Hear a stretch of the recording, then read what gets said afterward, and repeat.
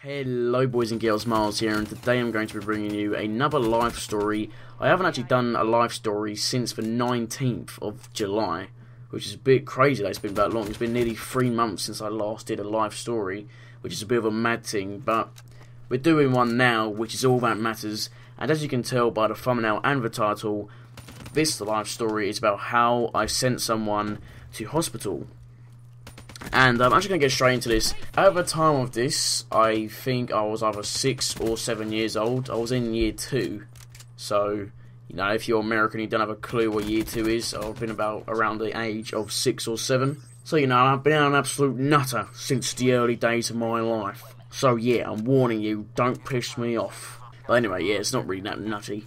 And I think this story is actually going to be short, but sweet, of course, otherwise I wouldn't be doing it. This all happened, it was a lunch break. What happened is us, you know, all the lads, you know, the group of our class, we was like by this school garden place. I don't know what it was like this little hut or whatever, little shed, I don't even know what it is called. It's like, I know what it is, but I just don't have a flipping clue what you call it. I think it's a hut or whatever. But anyway, these girls, who are basically probably slags now, because what I'm about to tell you is a bit of a slutty thing to do, and if you're doing it as a young 6-7-year-old child, then you know you're bound to be a slag when you're older when you think about it. So I remember these girls are going to like put up a show for us. I don't know how many of it was, quite a few, but maybe about 4 or 5 or whatever.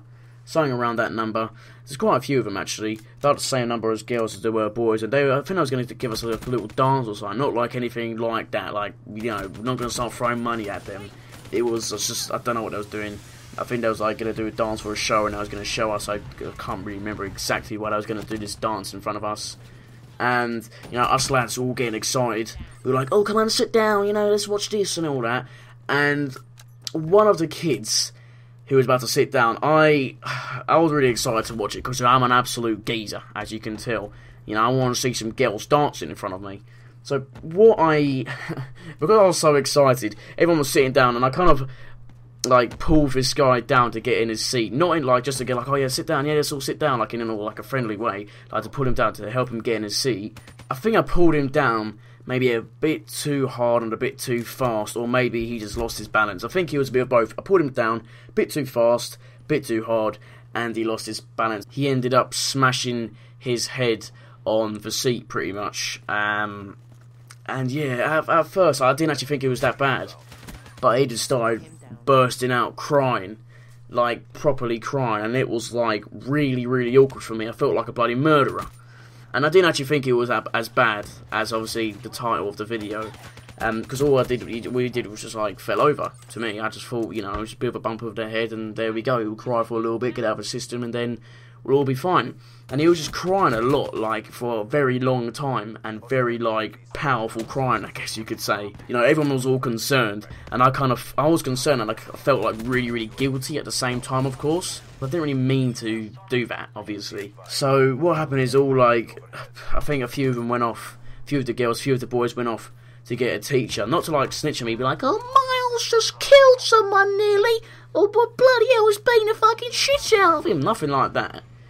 It was just, you know, obviously to get some help for him, because he's really injured, I guess you could say. He's really hurt. So yeah, the teacher came, and, you know, he got the kid, I'm not going to say his name, obviously, I was about to then, and took him to the medical room, and she took me to flipping headmaster's office. It's like, come on, that's a bit out of order. We all know it's an accident. I didn't mean to do it. So she took me to the headmaster's office, and I didn't actually go straight in. I had to wait outside, and this was actually my first time ever, like, kind of in trouble like this, so I was really, really upset, and I was getting really, really worried, because I thought I was going to be in, like, deep shit. And for some reason, strangely enough, after all of this, it kind of, like, turned me into some little, like, rude boy, bad man, misbehaved little shit.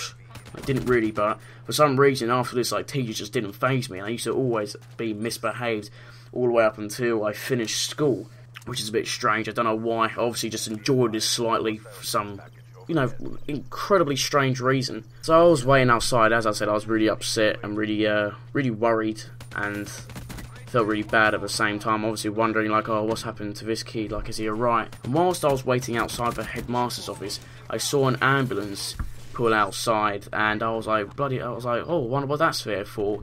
And then I saw the kid and his mum go up to the ambulance, and the kid went into the ambulance. I was like, shit, bloody hell. I didn't think it was that bad. I go, wow, like I've actually sent him to hospital. Like, this is really bad. And I felt even more bad, and I felt like I was going to get in even more trouble. So I was really, really bad, and yeah, I was really, really shocked, the fact that he was actually getting in an ambulance.